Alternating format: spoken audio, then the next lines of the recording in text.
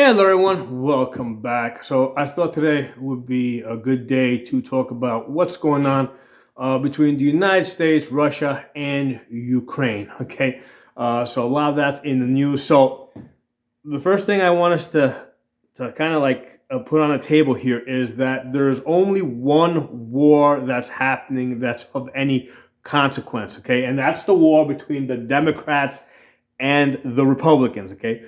Uh, Everything else is basically in the background. Okay, so seriously, that's the only thing that matters, and I don't mean that from the perspective of just us here in the United States. I mean that from the perspective of everybody around the world. Okay, so I think that the Europeans, okay, have a good sense of that's what's going on. Okay, I think the Russians have a good sense of that's what's going on. Okay, Zelensky doesn't have a clue. Okay, because basically he's been cozying up to the Democrats for at least a decade already, and I don't think he understands the power shift. And I think that in this war of the Democrats versus the Republicans, I mean, the Democrats just took a heavy loss. They're definitely lagging. The last thing that the Democrats want is a Trump peace, okay? Because if there's peace in Ukraine, the Democrats lose, right? Because it's like, okay, we had 4 years of continuous war with the Democrats. Trump comes in, and within 2 or 3 months we got peace. That would be disastrous for the Democrats. Okay, so the Democrats will do everything possible to prevent this peace from happening. And when Zelensky was in the United States, and I'm sure also through other communications before he even arrived in the United States, I'm sure the Democrats have been doing everything possible to basically try and turn Zelensky against Trump and tell him that Trump's not working in his best interest, etc. Because the Democrats don't want peace. Okay, peace means the Democrats take another loss. Okay, now a Trump peace, right, in Ukraine between Ukraine and Russia would also mean that the U.S. military-industrial complex loses, right, because the military industry has been making a ton of money off this Ukraine war, and people in the business of war will always want war. Okay, that's their business. Okay, so peace is bad for the military business. War is good. I mean, that's kind of like a no-brainer. Okay, so everybody involved with the military at a high level. I'm not talking about the enlisted people. Everybody involved with the military at a high level. Okay, wants war. Okay, and that's kind of I mean, pretty much everywhere in the world, military people at high levels, I mean, their best chances of opportunity, of glory, are through war, right? That's their business, war. Okay, if there's, I mean, you've never heard of a military general that basically, was responsible for the greatest peace, right? Who never went to battle because, there was like constant peace, right? You only hear about the military generals that were successful in war. Okay, so anyway, war is business. Military-industrial complex wants war, but that's also like the CIA, NSA, all these intelligence agencies connected to the war business. All right, they also all benefit from war. Okay, so again, a Trump peace would mean a big loss for the Democrats. It would also mean a big loss for the military-industrial complex and everybody connected with it. Okay, and you can kind of like call this deep state, right? This is a part of the deep state. Okay, so a Ukrainian peace, right, or a Trump peace also means Zelensky loses. All right, because basically, 4 years of war, right? He led his country into war. People will say, "Hey, Russia was the one that invaded Ukraine." I mean, there were provocations. Okay, I think what Russia was primarily looking for was assurances that Ukraine would not become part of NATO. Okay, Russia was against the expansion of NATO. So the United States, NATO, and Zelensky, right, all knew that there was no way that Ukraine was going to be part of NATO. The issue here was that the United States couldn't come out right and say, hey, we agree Ukraine is not going to be part of NATO, because the optics of that is that basically the Russians are influencing who's going to be part of NATO and who's not going to be part of NATO. Okay, so even though there was no chance that Ukraine was going to become part of NATO, they could not say it. They couldn't say the words, and I think that that's primarily what the Russians were looking for. Okay, they wanted that kind of assurance. So I think there was a lot of other provocations in the background. Again, a lot of it coming out of the military-industrial complex, the spy business, doing everything possible that I don't know about and you don't know about, but everything possible behind the scenes to provoke this war, right? Because it's good for the war business. Okay, so if a Ukraine peace means that Zelensky loses. Okay, so what happens to Zelensky, right, if he loses this war? Well, in that kind of a nation, right, that's been through a war like that, most likely a Zelensky loss means Zelensky dies. Okay, they're gonna kill him. Okay, it's just it's a rough country. Okay, that's what happens to losers. Okay, they have been more or less snatching people off the street, forcing them into military service. If there was an election, right? Because right now there's no free elections in Ukraine. And it's actually in their constitution. It says that they're not going to be any elections or they're going to be elections only in time of peace. So if there's a peace and elections actually happen, the chances are that the opposing party or some opposing party is going to win. Okay. And all those people that have been oppressed, snatched into military service, they've had freedom of speech suppression. The Orthodox Church has been suppressed. All these people are going to want revenge. Okay, that's how it is. So in a country like that, okay, people are going to be executed. Okay, so that's what would be the outcome of a Ukrainian peace. Okay, there will be elections. The other side is going to win, and there's going to be retribution. Okay, that's how it is. As far as what's Russia's position, all this, well, Russia already won. Okay, they've got the land that they wanted. From my understanding, is that the lands that they're currently occupying, Crimea and the Donbass, these are primarily Russian speakers, right? So these are ethnically Russian people that basically were being oppressed, abused by Ukrainians. And we're actually asking the Russians to help them. Okay, and I believe that there was a lot. There's actually documented evidence that there was this type of abuse going on, probably as part of the provocation, right? Because again, basically U.S. military industrial complex wanted to provoke this war. I believe that's the reason why they rushed out of Afghanistan, because they saw the potential for this new war to happen, right? Because they kind of got bored with guys in Afghanistan kind of shooting each other with small arms. They said, hey, we get this war going in Ukraine. This is where we could get to sell some of the big expensive weapon systems, right, and test them out, because war is a good place to test out and prove your weapon system, right? So there's a lot of new weapons that the military industry has produced, and they would like to test them out. Okay, so this was the opportunity they wanted. Okay, they wanted to test it out against a real military, a near peer adversary, right? Rather than just a bunch of guys hiding behind rocks in the desert. Okay, so Russia's already won, right? They've got the Russian-speaking areas. These are areas that basically support their presence. Okay. So there's no retreat. The Russians are not pulling out of there. Okay, trying to get the Russians out of there. The Ukrainians can't do it on their own, right?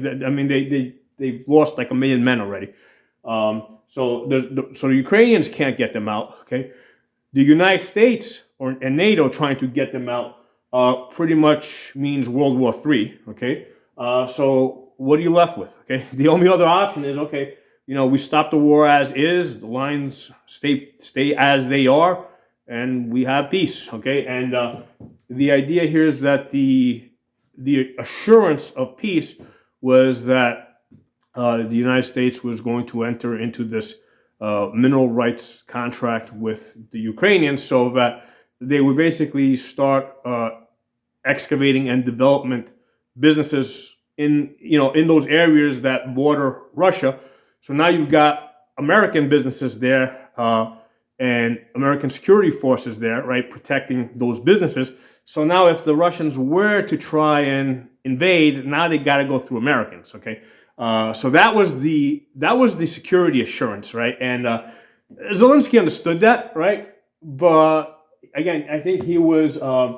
I think that he was encouraged and influenced by Democrats to basically pick a fight with Trump, because they basically said, "Hey, from the position of the Democrats, what they're probably telling Zelensky is, hey, you made it through 4 more years.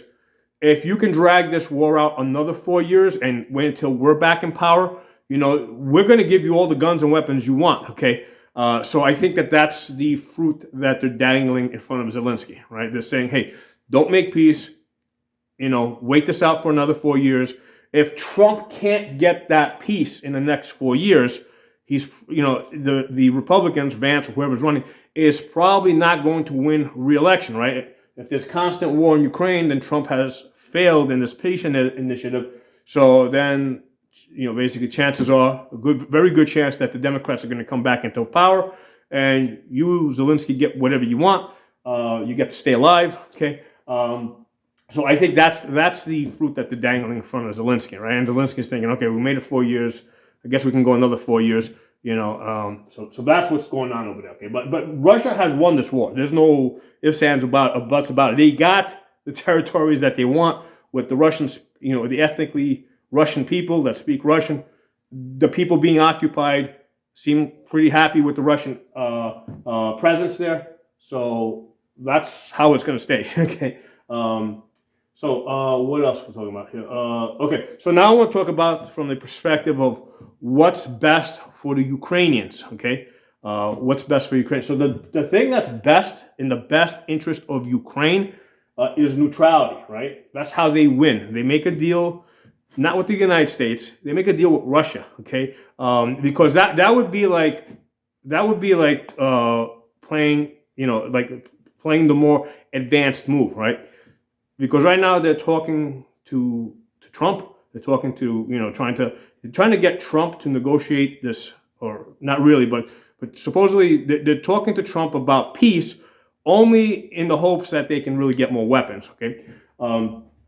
I don't think the Ukrainians would do this. I definitely don't think Zelensky would do this either. But their best move, their best strategic move, right? If you can get Zelensky out of there and replace him with somebody that didn't have to defend the losses, right? Because the problem with Zelensky can't turn around right now and start making a deal with the Russians, because they're going to be like, hey, basically you could have made this deal 4 years ago and not gotten over 1 million people killed here in Ukraine. So it's very hard for Zelensky to go back and do what he should have done 4 years ago. Okay, so so basically Zelensky would have to be removed. Somebody else would have to take his place, who doesn't have that baggage, who can then open up talks with the Russians and make a deal with the Russians for peace.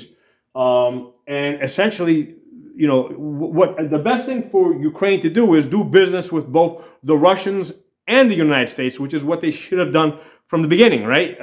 You don't want, when you've got two superpowers, right, that are fighting each other, and you're in the middle, right? You're basically you're by yourself in the middle. You don't want to really take sides with one or the other, because sooner or later, because basically any war that's gonna happen is gonna happen through you. Okay, so the best thing to do is do business with both of them. Get both of them to give you money. Okay. So that would be in the best interest of Ukraine, to just accept the losses. They've lost over 1 million people. Okay, you're not getting those people back. Okay, so the best thing that's in Ukraine's interest here, right, is forget the Democrats and the Republicans that are fighting with each other. Okay, don't allow them to continue fighting. Continue this fight at your loss. Okay. The best thing for the Ukrainians to do is to talk directly to the Russians, work out a peace deal, right? Then what would happen is the United States now sees Ukraine talking to the Russians, and now they're thinking, hey, we don't want to be left out of this. So now we need to also talk. So now the level of negotiation changes, right? Because what's happening here is if the Ukrainians are talking with the Russians, okay, now all of a sudden, like, the United States would have to, like, approach the Ukraine from the perspective of they've got another option, right? Because right now it looks like the Ukrainians don't have another option. The Europeans can't help them. Like, after he left Trump, he went straight to Europe, and I think the president of NATO or the EU basically said, yeah, well, you got our support, but you better get your ass back to Trump and get some help from him, okay? Because we're not going to save you. Okay? So right now, Zelensky's got no choice, okay? He has to go back to Trump, okay? So he can change this, right? All right, or somebody in his place can change this by starting talks directly with the Russians, okay, and making some progress there. And now all of a sudden, the United States would be in a position, hey, they're gonna make a deal. We're gonna be completely left out of this. We better get involved and start, offering some things up, okay? So I think that's the smart thing to do, okay? That's the smart thing. Now, do I think they're going to do the smart thing? Absolutely not. What we're going to continue to see is this war between Democrats and Republicans. The Democrats have lost pretty big, okay? They're on their heels right now, and they are desperate for a win, okay? So if Trump gets his piece, that's that's a pretty big blow to them. If Trump doesn't get peace, now they can start really clawing back and saying, hey, Trump's way is not working. You need us, okay? So that's what's happening in the background. This is the number one thing, okay? Everything else, Russia, China, Korea, NATO, that's all background. The main battle that's happening in the world is the one between Democrats and Republicans. That's the only one that matters. Okay, so some for you guys to think about. Drop some comments. I'll talk to y'all soon.